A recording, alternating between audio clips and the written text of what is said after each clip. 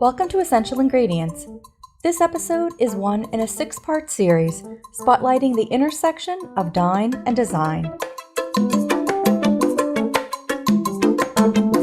Good morning and welcome to Dine and Design. I'm your co-host, Justine Reichman. Today we have Leslie Delli-Venneri, Design Development Manager. Welcome, Leslie. Thank you so much. It's great to be here. It's great to be here. We're here at Fisher & Paykel. Thank you for hosting us here today. Lovely to have you at our Costa Mesa Experience Center. Yeah, we're really excited to be here, and we're excited to learn about you and what you're doing, because I know that you have really exciting and different backgrounds, and your goals are so innovative, and you've chosen to be here for a lot of different reasons, and I can't wait to share that with our audience. Thank you so much. I've worked in the design world kind of my whole career, but I really love to be focused on sustainability, and I'm a well AP. I love the concept of wellness and making things right for people and people being healthier and having a better life. So wait a sec, before you go on, you got to tell everybody what's a well AP. Not everybody knows what a well AP is. It's funny, well has kind of come more into focus since the pandemic, actually. And well is a building standard, but it picks up where you build your building. What's LEED? Because not everybody knows what LEED is. LEED is it's a sustainable building standard, and it measures how sustainable your building is. All right, do you use water efficiently? Is your HVAC efficient? Do you have a green roof? Have you repaired a brownfield to build your building? All of this goes into LEED, and LEED is rated gold, silver, basic.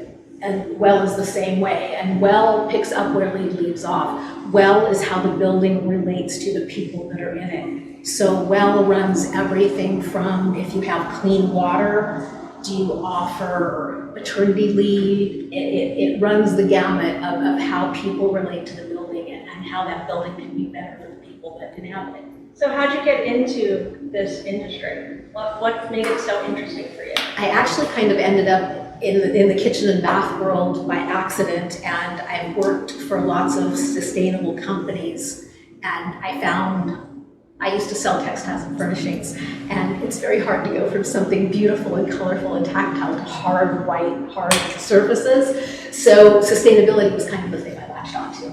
And was that because of the impact it has on the environment? What interested you in it? The impact it has on the environment, but the impact it has on people in general. That's what drew me to well also, is the impact it has on people. Sometimes I don't think people realize how bad for them their environment can be. So that's been kind of one of my goals in becoming a well AP, is to try to educate designers as to how they can make their environments better for the clients and better for the people who live in them. So you've made the choice now to end up at Fisher & Paykel. Why? Why Fisher & Paykel? Fisher & Paykel is a very human-centered brand, and it's a very human-centered company. I'm so excited to work for a company that actually cares about the people that work here.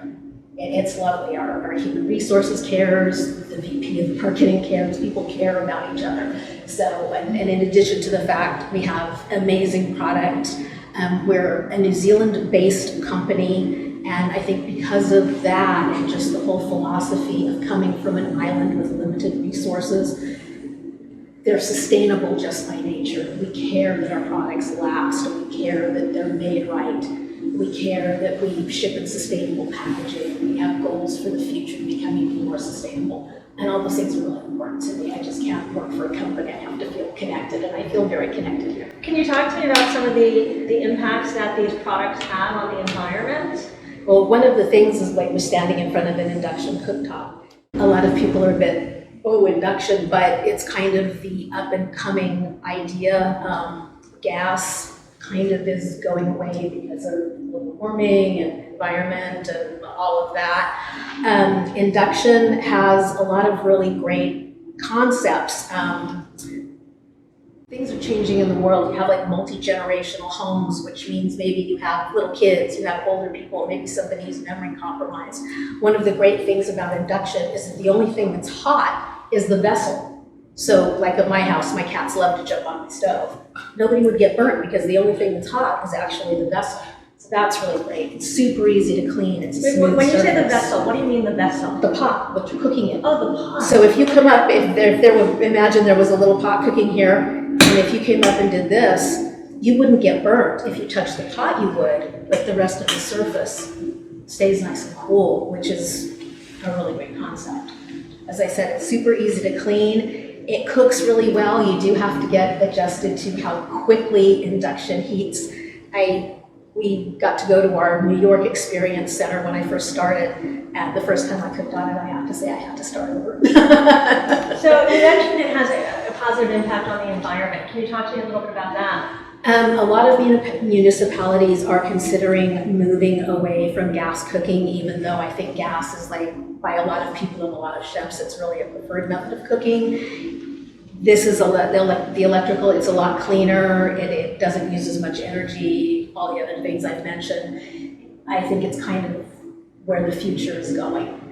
Okay, and to that end, I think we have a chef that's coming to cook on it. And joining us is Hillary Pizer, restaurateur and chef. Hi. Hi there. Welcome. Thanks so much for joining us. Oh, you're welcome. Thanks for having me. We're really excited. I can't wait to hear what you're going to be making us today. Well, this is Wagyu beef from New Zealand. The farm is called First Light, and it's this beautiful, tender, delicious grass-fed Wagyu. That sounds amazing. Yeah, it will be. I can't wait. Shall we? We shall. Okay.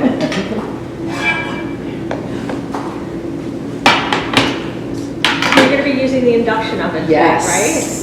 So tell us, how do you make this meat on the induction oven? Well, I love that the induction has this turbo mode where you can, boom, set it to heat up instantly. Wow, seriously? Yes, it's like magic. It's so awesome. I have to say I've been reluctant, to convert over from gas to induction, but it's been, I have to say, this is an amazing piece of equipment. It goes from 0 to 100, and then you can easily dial that down. Wow. Yeah. So how do you know when it's ready? Well, that's sort of, that comes with experience. That's your skill as a chef, right? Yeah, you overcook a lot of steaks Oh, before no, you. I meant, how do you know when When the pan is ready? that's also by Okay. feel. Okay. And you can hear it start to Yeah. sizzle a little bit as well. Okay. And what do you put on the pan here? Is it any different preparation than No, regular? I usually put a little film of a high cooking oil. Today I'm using an organic sunflower because it doesn't have any taste. We want the taste of the meat to come through. And with the grill pan, you can kind of smell it, right? Yeah, you Yeah. can smell that. So I'm going to go ahead and put these on.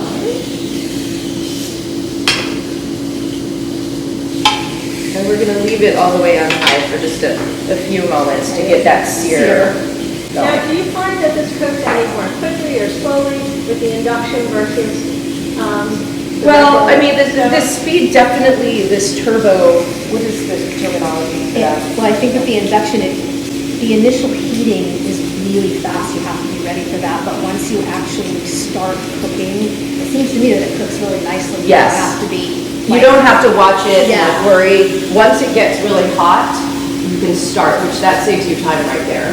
And then it's very easy to control the heat from there.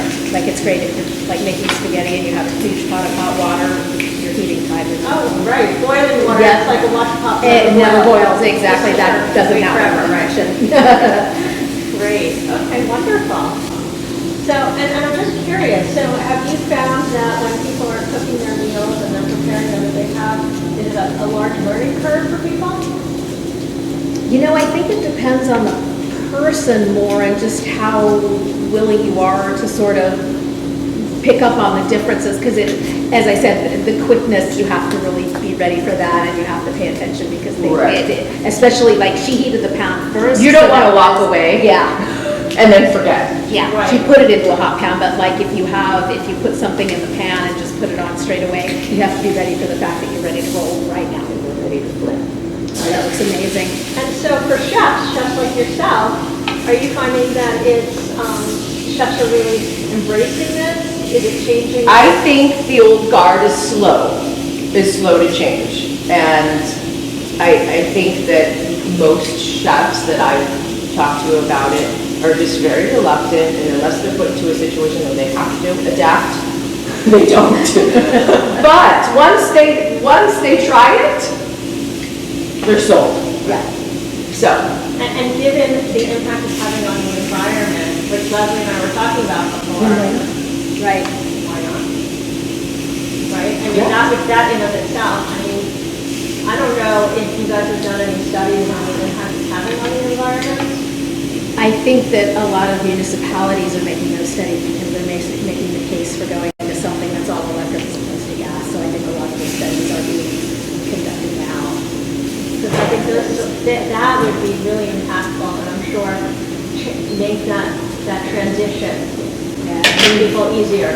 Anytime you're cooking, you're going to be generating heat, but induction generates less heat than like a huge gas range. So you don't have to work as hard to cook a lot in the house. Because you can feel now that she's cooking in a cooking pan. You need to be careful Oh, with wow. that, This because is not- it's not hot at all. This is not hot at all. Yeah, I mean, don't touch the pan, but you can totally come I up mean, and I'm touch still a little that. hesitant to get too close. it's just barely warm, right? Yeah. It's barely warm, yeah. Yeah. Wow. Well, I can't wait to see the whole meal put together. Hillary, thank you so much for putting this together for us. To find out more about this episode of Essential Ingredients and access show notes, check out Next Gen Chef and choose podcast in the menu bar. If you like this episode, head to iTunes or Next Gen Chef's YouTube channel to subscribe. Learn more about Next Gen Chef, the platform that powers this podcast, by checking out our website or visit us on Instagram, Facebook, and LinkedIn at Next Gen Chef. You can also check out my Instagram at Justine_Reichman. If you have thoughts about this episode or future episode ideas, leave us a comment at Next Gen Chef's YouTube channel or drop an email at team@nextgenchef.com. Thanks for joining us.